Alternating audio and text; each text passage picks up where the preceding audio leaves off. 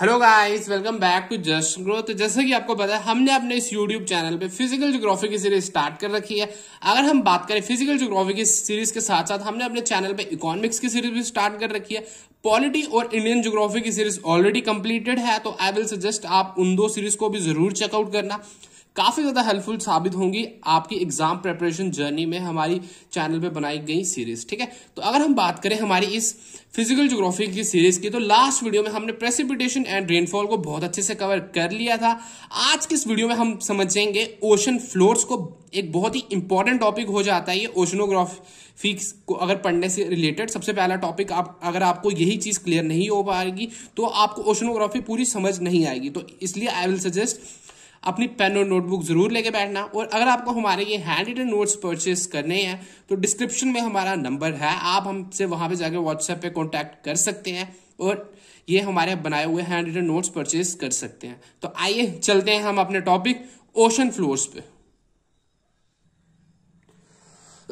तो ये रहा हमारा आज का टॉपिक ओशन फ्लोर्स। अब ओशन फ्लोर्स क्या होता है आइए देखते हैं। ओशन फ्लोर्स जैसे अर्थ है, अर्थ का भी एक फ्लोर है, सरफेस। अर्थ के सरफेस को ही हम कह देते हैं अर्थ का फ्लोर। सेम उसी तरह हम ओशन के सरफेस को भी कहते हैं ओशन फ्लोर। अब जैसे कि हमें पता है कि ओशन का जो फ्लोर है वो भी रेगुलर तो है नहीं। अब ऐसा तो है नहीं कि ओशन के नीचे पूरा ही प्लेन है, उसके नीचे भी पहाड़ियां होंगी, फिर खाइयां होंगी। ठीक है, तो इसी कारण irregular as the surface of continent, जैसे कॉन्टिनेंट का सरफेस भी इरेगुलर है, ओशन का फ्लोर है जो वो भी इरेगुलर है। ठीक है, हमें क्या क्या देखने को मिलता है वहां पे? Mountains, basins, plateaus, trenches beneath the ocean floor too. Ocean floor के नीचे भी हमें देखने को मिलते हैं माउंटेन्स, बेसिन्स, प्लेट्यूज, ट्रेंचेस। अब हम आगे आगे ये वन बाय वन हर एक टर्म को बहुत अच्छे से देख लेंगे। ठीक है, आइए देखते हैं। 4 major units of ocean floor. सबसे पहले आता है continental shelf, continental slope, continental rise और अबाइसल प्लेन्स। ठीक है, तो आइए देखते हैं। तो सबसे पहले हम बात करने वाले हैं हमारे ये टॉपिक, पहला टॉपिक कॉन्टिनेंटल शेल्फ। अब कॉन्टिनेंटल शेल्फ क्या होती है आइए देखते हैं।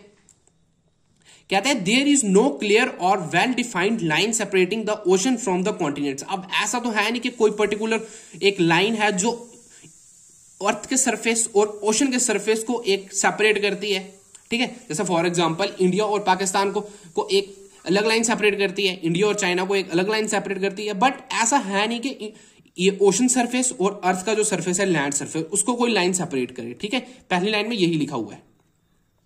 इन fact continents do not end their shoreline. अब ऐसा तो है नहीं कि कॉन्टिनेंट्स अपनी शोर लाइन मतलब रुक जाती है कॉन्टिनेंट्स की, वो एंड नहीं होती है। ठीक है, अब ये देखो, जैसे ये जो ऊपर वाली लाइन है ना, ये जो चीज हम इसको कहते हैं सरफेस के साथ साथ कॉन्टिनेंटल शेल्फ। फिर ये जो नीचे डाउनफॉल आ जाता है यहाँ पे थोड़ा मतलब स्टीप सी स्लोप, यहाँ पे हम कहते हैं कॉन्टिनेंटल स्लोप। और इसी के साथ साथ मैं आपको बताता जाऊंगा कॉन्टिनेंटल राइस और अबाइसल प्लेन्स आगे कौन कौन से होते हैं। ठीक है, तो हमने सबसे पहले बात कर रहे हैं कॉन्टिनेंटल शेल्फ की। तो आप देख सकते हैं कि कॉन्टिनेंटल शेल्फ, ये ऊपर का जो पार्ट है हम इसको नाम देते हैं कॉन्टिनेंटल शेल्फ। अब आइए आगे देखते हैं। They slope seaward from the coast to the point where the slope becomes very steep. अब इसका मतलब है they slope seaward from the coast. अब ये देखो, ये जो कोस्ट है, कोस्ट से ही मतलब ये ओशन की तरफ स्लोप बनती जा रही है। बट ऐसा नहीं है कि ये जो जब स्टीप स्लोप से पहले की जो स्लोप बन रही होगी उसको हम नाम देते हैं कॉन्टिनेंटल शेल्फ। यही चीज यहां पे लिखी है कि स्टीप स्लोप से पहले की जो स्लोप होती है उसको हम नाम देते हैं क्या चीज? Continental shelf. तो I hope so continental shelf आपको बहुत अच्छे से समझ आ गई होगी। तो आइए चलते हैं हम अपने नेक्स्ट पेज पे। तो अब हम कॉन्टिनेंटल शेल्फ के बारे में कुछ और भी बातें जान लेते हैं। तो आइए देखते हैं। कहते हैं coastal part of ocean which is not very deep. जैसे मैंने आपको बताया कि स्टीप स्लोप से पहले का जो पार्ट है उसको कहते हैं continental shelf. Same as it is it's slope very gentle slope होती है। फाउंड कहां पे पाई जाती है? ये मोस्टली सेडिमेंट्री रॉक्स में पाई जाती है। अगर हम बात करें सबसे ज्यादा अर्थ के कौन से मतलब पार्ट पे पाई जाती है, ये पाई जाती है आर्कटिक ओशन पे। ठीक है, आगे देखते हैं।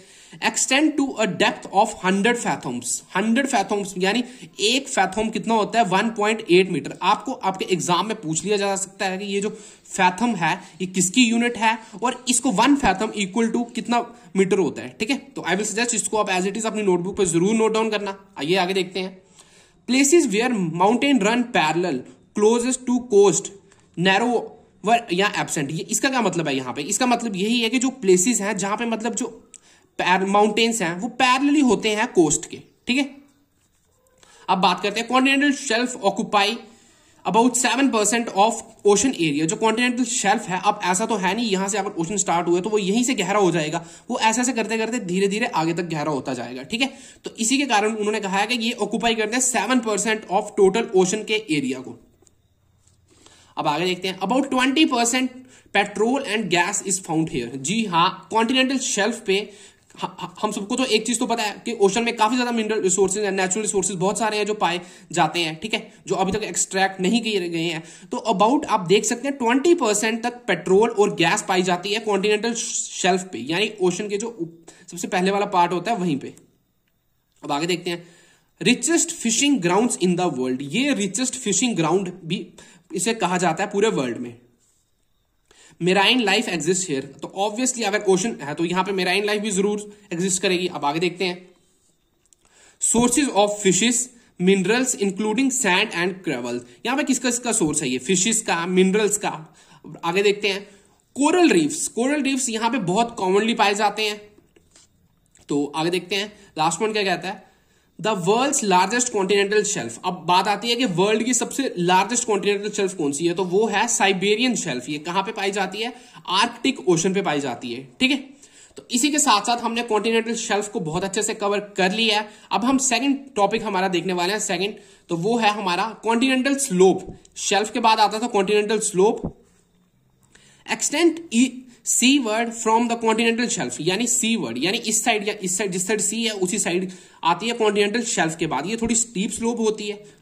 अगर हम बात करें इसकी डेप्थ की, तो इसकी डेप्थ हमें देखने को मिलती है 2000 फैथोम्स, यानी 2000 फैथोम्स को आप मीटर में कन्वर्ट करने के लिए 1.8 मीटर से मल्टीप्लाई कर सकते हैं, ठीक है। तो आपको पता लग जाएगा कि वो कितना मीटर है।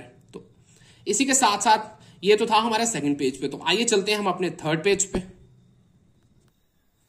तो नेक्स्ट पेज पे हम देखने वाले हैं the boundary between continental shelf and continental slope is known as andesite line. Continental shelf और कॉन्टिनेंटल स्लोप, ये कॉन्टिनेंटल शेल्फ था जो मैंने आपको बताया था, और ये रहा हमारा स्टीप स्लोप जिसे हम कहते हैं कॉन्टिनेंटल स्लोप। इसके बीच की एक इमेजिनरी बाउंड्री है, उसको हम कहते हैं एंडस्टाइन लाइन, ठीक है, एंडेसाइड पॉइंट। एक पॉइंट को कहते हैं हम एंडेसाइड पॉइंट और लाइन को कहते हैं हम एंडेसाइड लाइन। जो यहां पे रॉक पाए जाते हैं वो भी कौन से होते हैं, एंडेसाइट रॉक। आइए आगे देखते हैं। ये आपके लिए इतना ज्यादा इंपॉर्टेंट नहीं है, बट आपको लिए ये काफी ज्यादा इंपॉर्टेंट है कि जो कॉन्टिनेंटल शेल्फ और कॉन्टिनेंटल स्लोप के बीच की जो लाइन होती है उसको हम कौन सी लाइन के नाम से जानते हैं, उसको हम नाम से जानते हैं एंडेसाइट लाइन, ठीक है।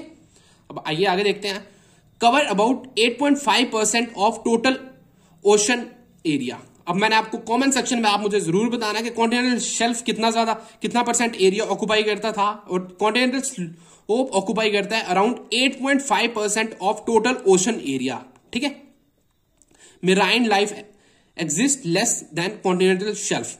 ये मतलब जैसे कि थोड़ा डीप है, तो इसी कारण के जो मेराइन लाइफ है वो यहां पे थोड़ी कम एग्जिस्ट करती है as compare to continental shelf, ठीक है। तो कॉन्टिनेंटल शेल्फ को कंप्लीट करने के बाद और कॉन्टिनेंटल स्लोप को कंप्लीट करने के बाद अब हम देखने वाले हैं हमारे थर्ड कॉन्टिनेंटल राइस। तो अब कॉन्टिनेंटल राइस क्या होता है, ये देखो आपको मैं बताता हूं। राइस का मतलब क्या होता है, जो ऊपर उठा हुआ हो, सेम वही चीज जैसी देख सकते हैं। ये कॉन्टिनेंटल शेल्फ है, ये हमारा कॉन्टिनेंटल स्लोप है, और ये थोड़ा जो राइस अपवर्ड जो पार्ट है उसको हम कहते हैं कॉन्टिनेंटल राइस, ठीक है। अब हम अच्छे से इसको पढ़ लेते हैं, कॉन्टिनेंटल राइस क्या होता है।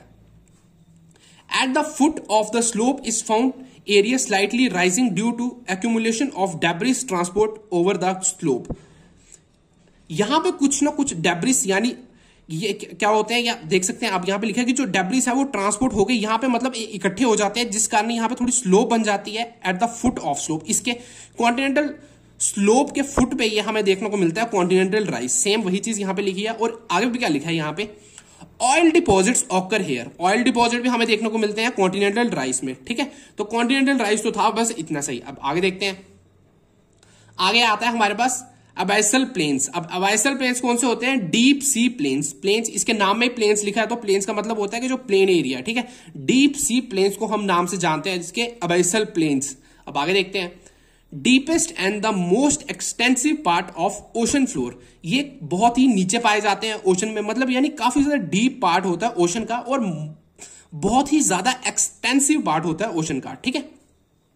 Accounts for 40% of total ocean floor. Ocean floor का अराउंड 40% यही अकाउंट करता है अबाइसल प्लेन्स। ठीक है, तो इसी के साथ साथ आइए चलते हैं हम अपने नेक्स्ट पेज पे। तो अगर हम बात करें एबाइसल प्लेन्स की डेप्थ की अगर हम बात करें इनकी डेप्थ की, तो इनकी डेप्थ हमें देखने को मिलती है 3000 मीटर टू 6000 मीटर। ठीक है, ये मैंने यहां पे मीटर में लिखा है। अगर आगे देखते हैं यहां पे हमें क्या क्या देखने को मिलता है। यहां पे हमें प्लेट्यूज देखने को मिलते हैं, हिल्स देखने को मिलती हैं, सी माउंट्स देखने को मिलते हैं और ग्योर्ट्स देखने को मिलते हैं। ठीक है, हम वन बाय वन करके इन सबको भी बहुत अच्छे से कवर करेंगे इसी वीडियो में। आगे देखते हैं, it's floor is covered by sediments. अगर हम बात करें यानी सबसे डीपेस्ट पार्ट होता है ये, तो इसका जो फ्लोर होता है वो कवर्ड होता है सेडिमेंट्स से। ठीक है, आगे देखते हैं ये क्या लिखा है यहां पे, form from the remains of living things called oozes. या ये किसके रिमेन से बना होता है, लिविंग थिंग्स, जो कि कहा जाता है हम ओजिस। ये आपके लिए इतना ज्यादा इंपॉर्टेंट नहीं है, तो आई विल जस्ट यहां तक बहुत ज्यादा इंपॉर्टेंट है। ठीक है, अब आगे देखते हैं। अब बात आती है सबमेराइन रिजिस क्या होती है। ठीक है, raised land area in the sea, जो एरिया उठा हुआ एरिया होता है ना रेज्ड लैंड, उसको हम कहते हैं रिजिस। तो आप याद रखना अपने नोटबुक पे, अपनी नोट्स पे एक शॉर्ट में लिख लेना कि जो रिजिस होती है वो क्या होती है, raised land area in the sea. Occurs in the middle of ocean, ocean के मिडल में पाई जाती है। Hence also called mid oceanic ridges. आपने काफी ज्यादा ज्योग्राफी में सुना होगा कि मिड ओशनिक रिजिस क्या होती है, तो आई होप सो आज आपको ये चीज समझ आ गई होगी कि मिड ओशनिक रिजिस क्या होती है। ठीक है, आगे देखते हैं। फिर आता है mid Atlantic ridge, largest continuous submerge mountain ridge that runs from north to south America in the Atlantic ocean. North to south, sorry America नहीं है यहाँ पे। ये सबसे बड़ी रिज है पूरे वर्ल्ड में। कहां पे पाई जाती है ये, मिड अटलांटिक रिज। ठीक है, इसका नाम हमने नाम दिया हमने इसको मिड अटलांटिक रिज। ठीक है, आप मुझे कमेंट सेक्शन में जरूर बताना ये मिड अटलांटिक रिज कहां पे पाई जाती है। ठीक है, किस ओशन में पाई जाती है। अब आगे देखते हैं। At some water, peaks rise above the surface from the islands. Example, हवाई आइलैंड्स। अब किसी किसी आइलैंड्स में क्या होता है, मैंने आपको बताया कि जो रिजिस होती है ये रेज्ड लैंड एरिया होता है। ये देखो जैसे ये वाटर है और ये थोड़ा रेज्ड लैंड एरिया है, इसी को हम नाम देते हैं जो मतलब थोड़ा बहुत एरिया जो पानी के ऊपर तक हमें दिखता है, जो विजिबल होता है हमारी आई को, उसको हम नाम दे देते हैं आइलैंड। ठीक है, तो आपको समझ आ गया होगा कि आइलैंड हम किस चीज को हम कहते हैं, आइलैंड्स। ठीक है, जो रिज का पार्ट जो पानी से थोड़ा ऊपर, पानी के सरफेस से जो हमें ऊपर क्लियरली विजिबल होता है, उसको हम नाम देते थे आइलैंड। एग्जांपल है आपका हवाई आइलैंड। ठीक है, फिर आता है mid Atlantic ridge, S shaped है ये आपके लिए इतना ज्यादा इंपॉर्टेंट नहीं है।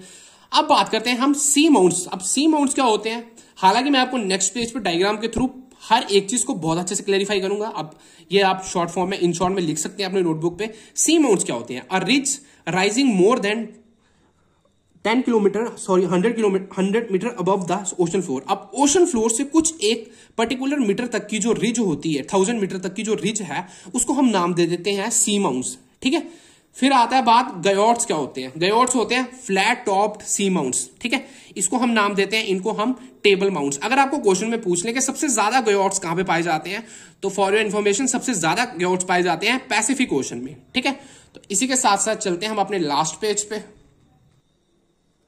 तो अब इस पेज पे हम समझेंगे ट्रेंचेस क्या होते हैं, also called ocean deeps. Ocean की जो डीप का जो पार्ट होता है उसी को हम कहते हैं trenches. Narrow and steep side depressions, काफी ज्यादा छोटे और स्टीप साइड के डिप्रेशंस होते हैं, उनको हम कहते हैं ट्रेंचेस। ठीक है, आपको मैं ड्रॉ करके बता देता हूं यहां पे। जैसे ये देखो, ये स्टीप साइड का ये एक डीप डिप्रेशन है, नैरो और स्टीप है, इसी को हम नाम देते हैं ट्रेंचेस। ठीक है, फिर बात आती है occur when two plates of earth crust are moving together and one is being pushed down below the other। जब ये कहां पे पाए जाते हैं, ये पाए जाते हैं तब जब दो प्लेट्स ओशन की, जब दो प्लेट्स अर्थ क्रस्ट की एक दूसरे की तरफ मूव कर रही है और एक जो प्लेट है वो पुश करी जाती है दूसरे के द्वारा नीचे। ठीक है, तो ये तो था हमारा ट्रेंचेस। अब मैंने जैसा कि आपको बताया था कि मैं आपको डायग्राम के थ्रू हर चीज को पर्टिकुलरली क्लियर आउट करूंगा, तो ये रही हमारी आज की डायग्राम। आप देख सकते हैं ये जो माउंटेन्स हैं, यहां पे ये पाया जाता है बीच, फिर यहां पे पाए जाते हैं कॉन्टिनेंटल शेल्फ, उसके साथ ये जो पार्ट है यहां पे पाया जाता है कॉन्टिनेंटल स्लोप, कॉन्टिनेंटल राइज ये होता है। फिर आते हैं यहां पे कुछ अबाइसल प्लेन्स, आपको क्लियर आउट हो रहा होगा जो मैं आपको बताते आया था लास्ट टू लास्ट पेज पे। ठीक है, अब बात आती है, ये तो था मैग्मा। ठीक है, समुद्र के अंदर भी तो काफी ज्यादा वॉल्केनिक इरप्शंस होते ही हैं। अब ये जो है, ये जो पार्ट थोड़ा वाटर का पार्ट, ये जो ऊपर आ जाता है, ये जो थोड़ा लैंड पार्ट, तो इसी को हम कहते हैं, ये माउंटेनियस रीजन को हम कहते हैं आइलैंड्स। ये होते हैं हमारे बेसिकली ग्योर्ट्स, ठीक है। ये बेसिकली जैसा मैंने आपको बताया कि डीप डिप्रेशंस यानी स्टीप ये ट्रेंचेस होते हैं, और ये जो पाए जाते हैं यहाँ पे दोबारा पाए जाते हैं माउंटेन, ठीक है। तो यही तो होता है हमारा पूरा ओशन फ्लोर। तो आई होप सो आपको ओशन फ्लोर यानी आज की वीडियो बहुत अच्छे से क्लियर आउट हो गई होगी। थैंक यू, जय हिंद।